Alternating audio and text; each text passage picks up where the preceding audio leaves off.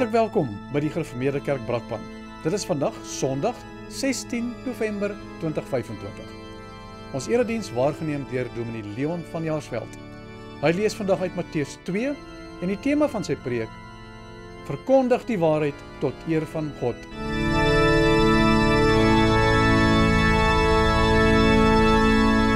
Ons hulp is in die naam van die Here wat die hemel en die aarde geskaap het en wat trou bly tot in ewigheid. Genade en vrede vir julle van hom wat is en wat was en wat kom, en van die 7 geeste voor sy troon, en van Jesus Christus, die geloofwaardige getuie, die eerste wat uit die dood opgestaan het, die heerser oor die konings van die aarde. Amen. Kom ons staan en loof ons die Here deur saam te sing uit Psalm 138, daarvan verse 1 en 3. Ek sal met my ganse hart, o Heer, U loof en eer, U hoogheid huldig, en voor die gode in psalmgeklank, U bring die dank aan U verskuldig. Ek sal my neerbuig op U eis, na U paleis die oog na bowe, en om U guns en waarheid saam, U heilige naam eerbiedig gelowe. Psalm 138, vers 1 en 3, en daarna doen ons saam belydenis van ons geloof.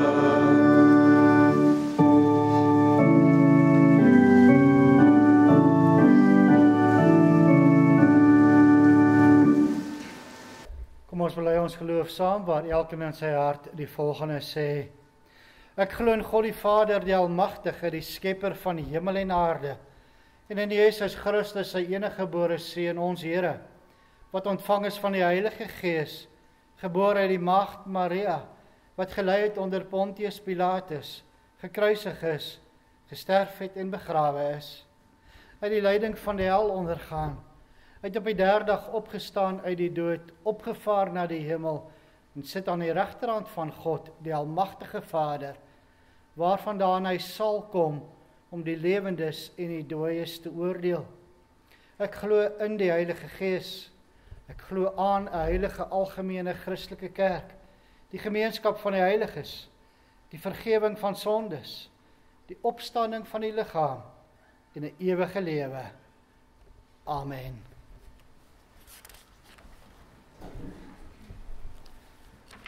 Ons luister nou na die wet van die Here, soos dit vir ons opgeteken staan in Eksodus 20. Toe het God al hierdie gebooie aangekondig: Ek is die Here jou God wat jou uit Egipte, uit die plek van slawerny bevry het. Jy mag naas my geen ander gode hê nie. Jy mag nie vir jou 'n beeld of enige afbeelding maak van wat in die hemel daarbo, of op die aarde hieronder, of in die water onder die aarde is nie. Jy mag hulle nie vereer of dien nie, want ek, die Here jou God, is onverdeelde trou aan my. Ek reken kinders die sondes van hulle vaders toe, selfs tot in die 3de en 4de geslag van die wat my haat. Maar ek betoon my liefde tot aan die 1000ste geslag van die wat my lief het en my gebooie gehoorsaam. Jy mag die naam van die Here jou God nie misbruik nie, want die Here sal die een wat sy naam misbruik nie ongestraf laat bly nie. Sorg dat jy die Sabbatdag heilig hou. 6 dae moet jy werk en alles doen wat jy moet, maar die 7de dag is die Sabbat van die Here jou God. Dan mag jy geen werk doen nie. Nie jy of jou seun of jou dogter, of die man of vrou wat vir jou werk, of enige dier van jou of die vreemdeling by jou nie. Die Here het in 6 dae die hemel en alles daarin gemaak, die aarde en alles daarop, die see en alles daarin. Op die 7de dag het hy gerus, en daarom het die Here het as gereelde rusdag geheilig. Eer jou vader en jou moeder, dan sal jy lank bly woon in die land wat die Here jou God vir jou gee. Jy mag nie moord pleeg nie, jy mag nie egbreek pleeg nie, jy mag nie steel nie, jy mag nie vals getuienis teen 'n ander gee nie, jy mag nie iemand anders se huis begeer nie, jy mag nie sy vrou begeer nie, ook nie 'n slaaf of slavin, bees of 'n donkie, of enigiets anders wat aan hom behoort nie. Terwyl ons so sit, antwoord ons daarop deur saam te sing uit Psalm 130 verse 1 en 2 en daarna bid ons saam.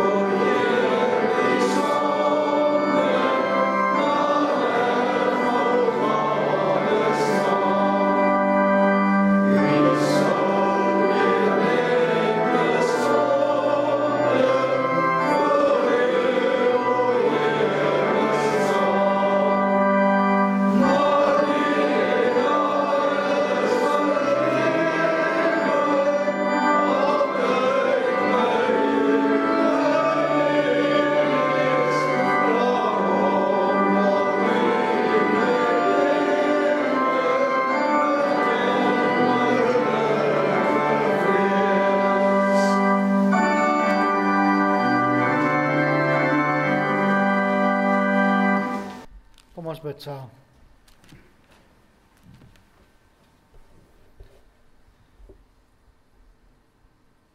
Onse Vader wat in die hemel is, Here, U is die enigste ware God, buiten U is daar geen ander nie. U is almagtig. U het net gespreek en alles was daar. En steeds spreek U net en die wolke pak saam en die reën val neer, soos ons dit ook nou beleef. Ja, op U bevel word dit gedoen. En ons is U dankbaar daarvoor. Toe Here, U het nie net deur U woord geskep nie, U onderhou nog steeds ook alles. Vir ons as mense lyk dit partykeer of die wêreld in chaos is, maar ons weet ook, U bly in beheer. U stuur alles na daardie een wonderlike dag waarop ons almal wag. Wanneer U seun weer op die wolke gaan verskyn, waar ons vir ewig by U sal wees. Here, hoe sien ons nie uit daarna nie. Maar terwyl ons op pad is na daardie dag toe. Wil U steeds met ons wees, ons vashou, ons volharding in die geloof gee, ja, ons voed deur U woord. Ook as ons vandag daarna gaan luister, dat ons sal agslaan daarop, dat ons dit ook sal uitleef. Ja, Here, dit wat ons hoor nie net boeke kennis sal wees nie, maar ook opregte vertroue in U. Dat ons alles wat ons doen, tot U eer sal doen. Daarin het ons U hulp nodig. Daarom vra ons vir wysheid. Wysheid wat ons kry uit U woord. Wysheid wat ons kry om U te dien. Wysheid wat ons kry deur die leiding van U Gees. Here, wees nou met ons as ons luister. En spreek tot ons. Ons bid dit om Christus ontwil alleen. Amen. Met die oog op die skriflesing sing ons nou saam uit Psalm 33, daarvan verse 2 en 11.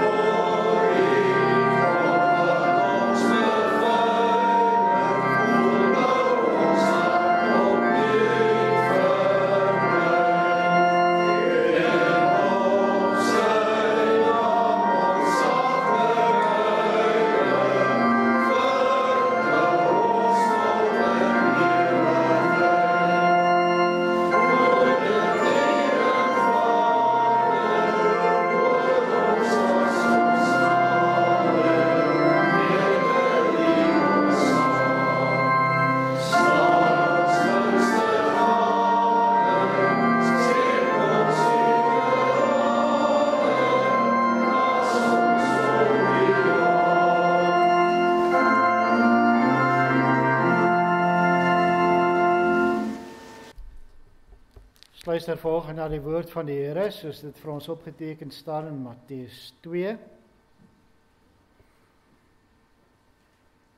'n Paar jaar terug het ek ook 'n preek gehad oor Matteus 2 en daarmee saam ook Lukas 2. Bekende gedeeltes wat altyd met Kersfees gebruik word. Lukas 2 gaan oor die herders en die preek se boodskap daardie dag was: die herders het vir almal gaan vertel, maar niemand het geluister nie. Die wyse manne het alles geweet en was betroubaar, maar het vir niemand gaan vertel nie. Vandag val die fokus bietjie op 'n ander gedeelte, maar kom ons luister daarna. Matteus 2 vanaf vers 1 tot 12. Jezus is in Bethlehem in Judea gebore tydens die regering van koning Herodes.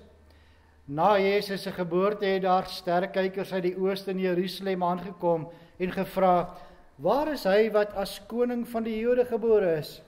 Ons het sy ster sien opkom en ons het gekom om aan hom hulde te bewys. Toe koning Herodes hiervan hoor, was hy en die hele Jerusalem saam met hom ewig ontstel. Hy het toe die priesterhoofde en die skrifgeleerdes van die volk bymekaar geroep en hulle uitgevra oor waar die Christus gebore sou word. Hulle het hom geantwoord: in Bethlehem in Judea, want so is dit deur 'n profeet geskrywe.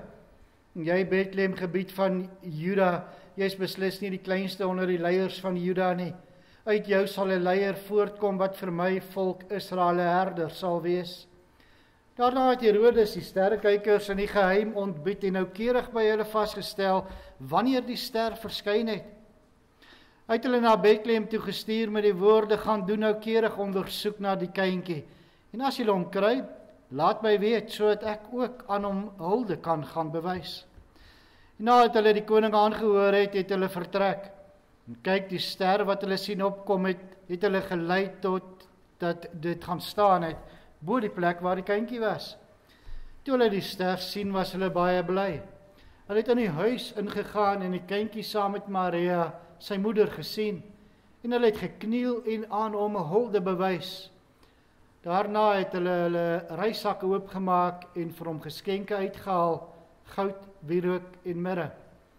En omdat God hulle in 'n droom gewaarsku het om nie na Herodes terug te gaan nie, het hulle met 'n ander pad na hulle land toe teruggegaan. Vers 11, laaste gedeelte weer. Hulle het in die huis ingegaan en die kindjie saam met Maria, sy moeder, gesien. En hulle het gekniel en aan hom hulde bewys. Tot sover. Broers en susters, geliefdes in ons Here Jesus Christus. Ons betree weer daardie tyd van die jaar waar winkels en winkelsentrums opgetooi word met allerhande Kersversierings. Alles sal gedoen word om net 'n bietjie ekstra geld in die hande te kry. En meestal is dan ook versierings wat niks te maak het met die geboorte van Jesus Christus nie.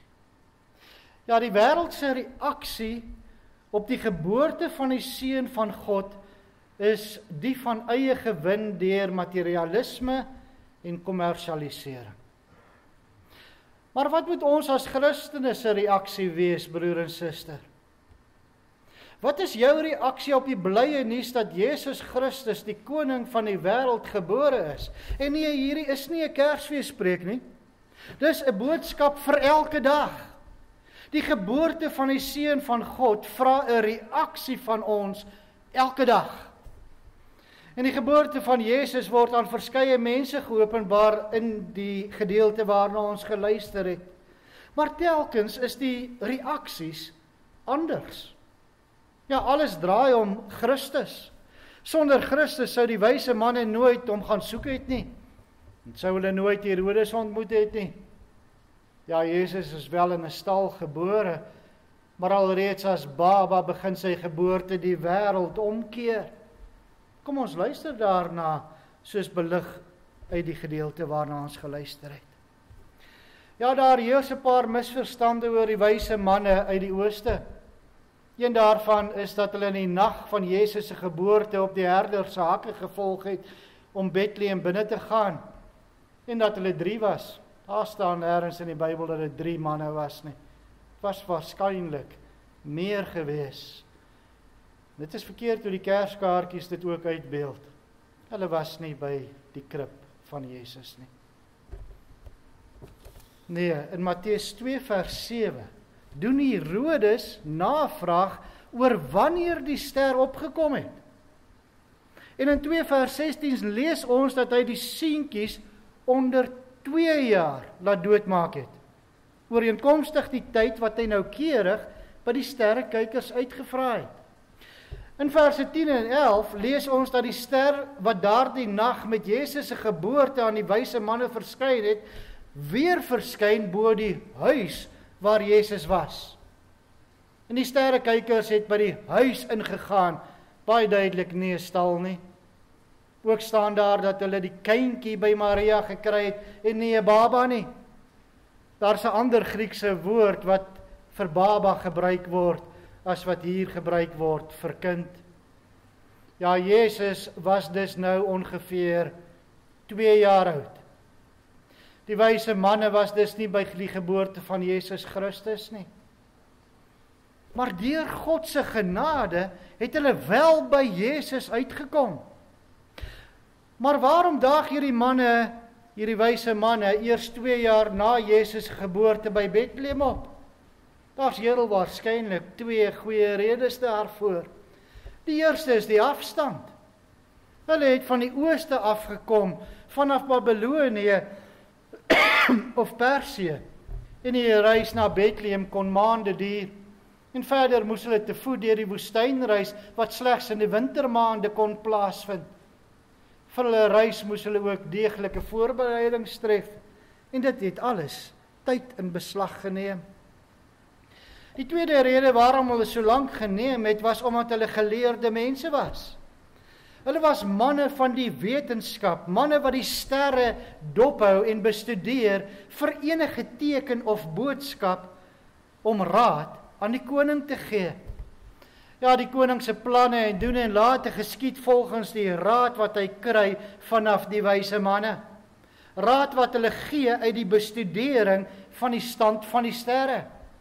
Ja, die wyse manne was dus astroloë, heidene wat nie na die wil van God vra nie, maar hulle geloof in die sterre stel. En in die nag van Jesus geboorte is daar met eens 'n ster wat heeltemal anders is as al die ander sterre. Ja, daar is 'n ster wat nie in hierdie sterrekyker se berekeninge inpas nie. Die ster hoort nie daar nie. So agter hierdie vreemde ster moet daar 'n besondere gebeurtenis lê. Daar moet iets op die spel wees. Nuwe ster. Is daar nie dalk 'n nuwe ryk met 'n nuwe koning gebore nie? Hulle sou dan eers hierdie ster wat hulle sien opkom het deeglik ondersoek het, voordat hulle oorhaastig 'n besluit geneem het. Uiteindelik het hulle besef dat hierdie ster die geboorte van 'n wonderlike koning aandui en hulle moet daarop reageer. Niks kon hulle meer terughou nie. Hulle het hulle reis begin en dan eers na ongeveer 2 jaar in Jerusalem aangekom. Ja, hulle klop aan by die koning se paleis. Waar anders sou hulle koning se seun, 'n prins, soek as in Jerusalem? Die stad van die paleis en die tempel. Die kerkstad. Hulle klop aan die poorte van koning Herodes met een vraag, wat eintlik nie 'n vraag is nie, maar 'n boodskap. Hulle vra nie of die koning van die Jode gebore is nie. Nee, daarvan is hulle seker. Al wat hierdie heidene van die kerk wil weet is, waar is julle koning gebore? Ja, God gebruik hier buitekerklikes, heidene, sterreaanbidders, om sy eie volk op hoogte te bring van die belangrike gebeurtenis wat in hulle midde plaasgevind het, naamlik die koms van sy seun na hierdie aarde, die geboorte van die verlosser van die wêreld. Ja, teenoor Herodes, wat homself as koning aangestel het, is Jesus die ware koning van die Jode gebore. Met die boodskap van die wyse manne sien ons dat God sy eie unieke manier het om dinge te doen. Want God gebruik hier heidene om die evangelie aan die kerkleiers in Jerusalem te verkondig. Ja, God sal sy werk uitvoer en hy sal sy eie instrumente kies. Wanneer die kerk in Jerusalem te traag is om sy seun as verlosser en koning te verkondig, dan doen hy dit deur die heidendom. Broers en susters, as die wêreld winkelsentrums versier met kersvaders, kerskouse en kersbome, dan is dit 'n geleentheid vir ons om die waarheid van die geboorte van die seun van God aan ons kinders, aan familie, vriende, kollegas by die werk of wie ook al te verkondig. Doen ons dit? Maar ons moet ook kyk na die reaksie van die kerk in Jerusalem op die vraag van die wyse manne. Waar is hy wat as koning van die Jode gebore is? En heel anders as wat ons verwag het, gee hulle aan die manne uit die heidendom die regte Bybelse antwoord. Ja, sonder om te twyfel kry hulle die regte plek in die boekrol van die profeet Micha. In die koninklike saal van koning Herodes se paleis weer klink die woorde van Micha 5. En jy Bethlehem, land van Juda, is volstrek nie die geringste onder die vorste van Juda nie. Want uit jou sal 'n leidsman voortkom, wat vir my volk Israel 'n herder sal wees. Ja, as julle die koning van die Jode wil vind, sal julle na Bethlehem toe moet gaan. Want daar, soos ons profeet al 400 jaar gelede voorspel het, sal hy gebore word. Ja, met die prediking van die kerk in Jerusalem was daar niks meer verkeerd nie. Dit was suiwer en skriftuurlik. Maar met hulle eie lewe was daar fout. Met die Bybel in die hand, wys hulle die heidene die pad na Jesus. Maar self bly hulle rustig by die huis. Maar hoekom het hierdie kerkleiers en skrifgeleerdes in Jerusalem nie self in beweging gekom nie? Die grootste rede was vrees. Hulle was bang vir koning Herodes. Herodes was nie 'n regmatige troonopvolger van Dawid nie, en daarom was hy voortdurend agterdogtig dat iemand hom van sy troon sal ontneem. En met 'n skrikbewind het hy sy posisie as koning probeer behou. Herodes het selfs van sy eie seuns en vrouens laat doodmaak, omdat hy gedink het dat hulle dalk teen hom sou saamspan. Ja, die kerkleiers in Jerusalem het geweet dat Herodes woedend sal reageer op die nuus dat daar 'n koning vir die Jode gebore is. En daarom was hulle in die hele Jerusalem ontstel, omdat hulle die strafmaatreëls van Herodes gevrees het. Broers en susters, ons kry hier 'n voorbeeld van 'n kerk wat meer omgee vir die sogenaamde liewe vrede as vir hulle lang verwagte Messias. En die gesindheid van bewaar die liewe vrede is 'n magtige instrument in die hande van die bose om die kerk buite aksie te stel. Ja, die kerkleiers in Jerusalem wou liewer op goeie voet bly met hulle aardse koning, as om hulle hemelse koning te ontmoet en aan hom hulde te bewys. Hulle wou niks doen wat Herodes kon ontstel nie. En daarom gehoorsaam hulle hom dadelik wanneer hy al die priesterhoofde en skrifgeleerdes bymekaar roep om aan hom en aan die wyse manne inligting te verskaf oor waar Jesus gebore sal word. En dan sien ons die derde reaksie op die nuus dat Jesus Christus gebore is.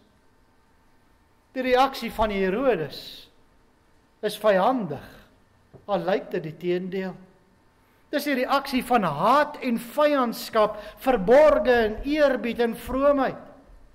Dit is die vyandskap van die heerser wat magtig wil bly en die touwtjies in sy eie hande wil hou. Herodes die Edomiet, afstammeling van Esau, staan hier voor die sterf van Jakob, wat uit Israel sal uitgaan. Ja, die wyse manne vra aan hom waar die koning van die Jode gebore is. Maar die vraag wat hy aan die skrifgeleerdes stel is, waar is die Christus gebore? Die Messias, die gesalfde. Hy het dus presies geweet waaroor dit gaan. Dit was nie maar net enige koning wat gebore is nie, maar die lang verwagte Messias. En dan reageer Herodes op grond van die inligting wat die wyse manne en die kerkleiers vir hom gegee het. En hy werk sy planne uit om Jesus Christus te vermoor. Al drie, die wyse manne, Herodes en die skrifgeleerdes, het oor dieselfde gegevens beskik. Maar net die wyse manne het gegaan. Skrifgeleerdes het die skrif van voor tot agter geken, maar hulle het niks daarmee gedoen nie. Dit het hulle koud gelaat. Hulle het uit hulle koppe geken, maar nie met hulle harte nie. Hulle wys die weg aan die wyse manne, maar self gaan hulle nie. Wat 'n geweldige aanklag is dit nie teen Jerusalem en die skrifgeleerdes met hulle geleerdheid nie. Ja, die wyse manne met hulle heidense gebruike van astrologie staan nader by God en sy heil as die skrifgeleerdes met die profesie. En wat het die wyse manne in Bethlehem gaan doen? Hulle het aan Christus hulde gaan bewys. Hulle het dus in die eerste plek iets aan Jesus gebring en nie iets gaan haal nie. Broers en susters, ons is dikwels geneig om oor alles te vra, wat baat ek daarby? Maar hierdie Oosterse heidene het Jesus net gesoek om hulde aan hom te bring en dit te wys met kosbare gawes van goud, wierook en mirre. Ja, deur hierdie gebeurtenis wys Matteus, gelei deur die Gees, ons daarop dat om aan God hulde te bring kos iets.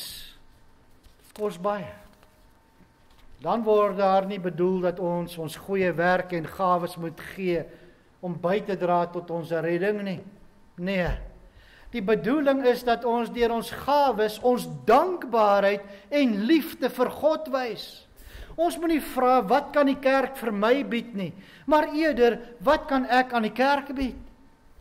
Ek moet nie vra hoe word ek bedien nie, maar eerder hoe kan ek in die koninkryk van God dien? Ja, in die gawes van goud, wierook en mirre wat die wyse manne gebring het, sien ons ook God se voorsienigheid raak. Hierdie geskenke het gedui op 'n koning, die goud, 'n priester, die wierook, en 'n profeet, die mirre. Ja, mirre het ook nog 'n ander betekenis. Dit was die olie waarmee 'n koning gesalf word. Maar dit was ook die olie wat gebruik is as iemand gesterf het, om hom te balsam. Reeds met Christus se geboorte is daar al 'n heenwys na sy dood. Maar na hulle vertrek moes Josef en Maria met die kind Jesus na Egipte toe vlug om Herodes se kindermoord vry te spring. En die reis na Egipte en hulle verblyf daar moes baie geld gekos het. Die skatte van die wyse manne moes toe handig te pas gekom het. Ja, dit is bekend dat die tempel in Jerusalem skatryk was.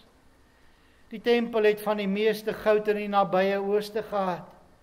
En ons sou verwag dat die verwagte Messias uit die tempel onderhou moes word. Maar nee, God doen dit anders. Hy onderhou sy seun deur vir vrywillige bydraes, vrywillige geskenke.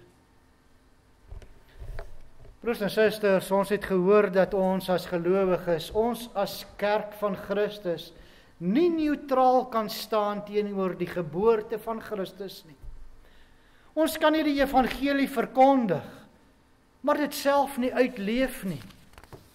Ons mag nie ons hemelse koning verloon om die guns van die wêreld en ander mense te kry nie.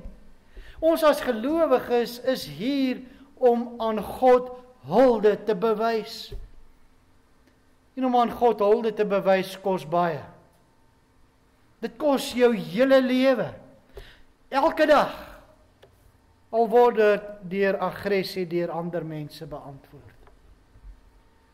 Broers en susters, kom ons bring hulde aan die Here. Deur die ware betekenis van Jesus se geboorte te verkondig. Dit soos Jesus self vir Pontius Pilatus geantwoord het. In Johannes 18 vers 37 antwoord Jesus vir Pontius Pilatus met die volgende woorde: Ek moet oor die waarheid getuienis aflê.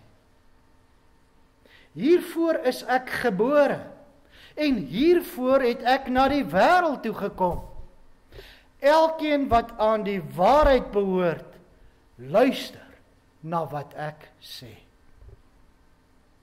Ja, broers en susters, is moontlik om die evangelie te ken en om dit vir die wêreld te wys. Maar dan bly nog steeds die vraag: glo ek werklik in Jesus Christus as my verlosser? En bring ek hulde aan hom as my koning en hom alleen? Amen. Kom ons bid saam.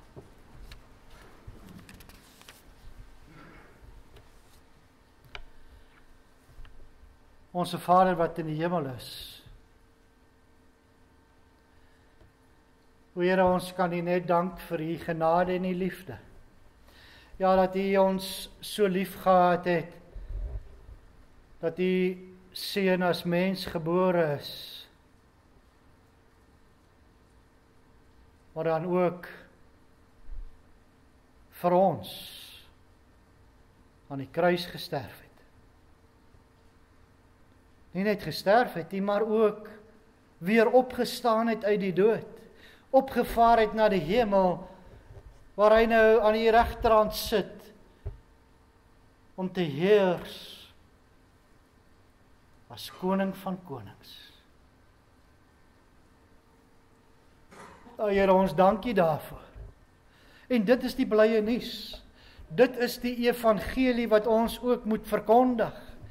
Ja, ons moet dit verkondig, maar ons moet dit ook self uitleef en dit waarlik glo.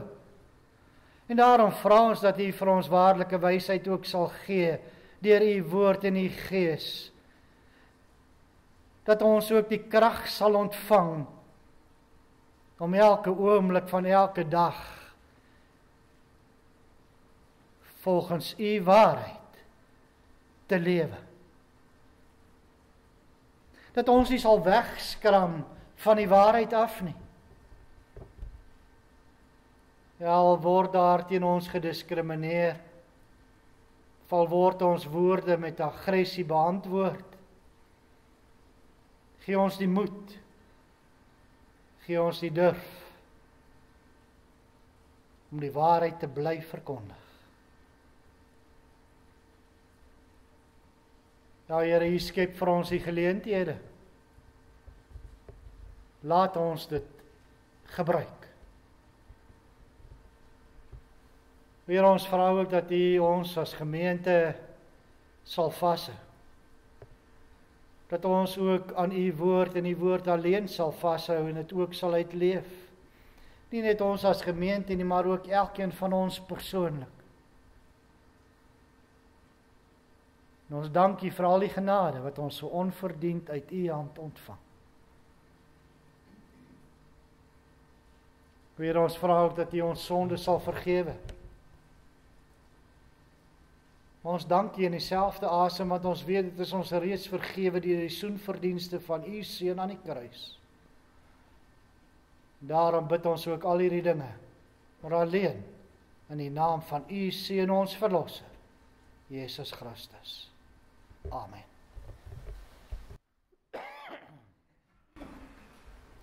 Na die afdra van die liefdegawe sing ons saam met Psalm 118 verse 2 en 12. Serve for the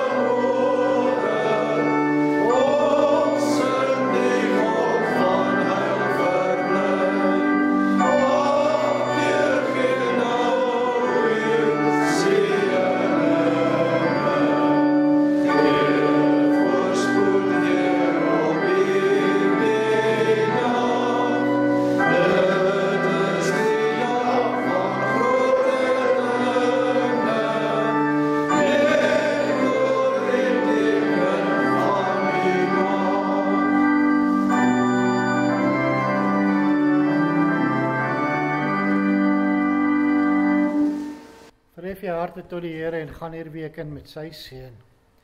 Die Here sal julle seën en julle beskerm. Die Here sal tot julle redding verskyn en julle genadig wees. Die Here sal julle gebede verhoor en aan julle vrede gee. Amen.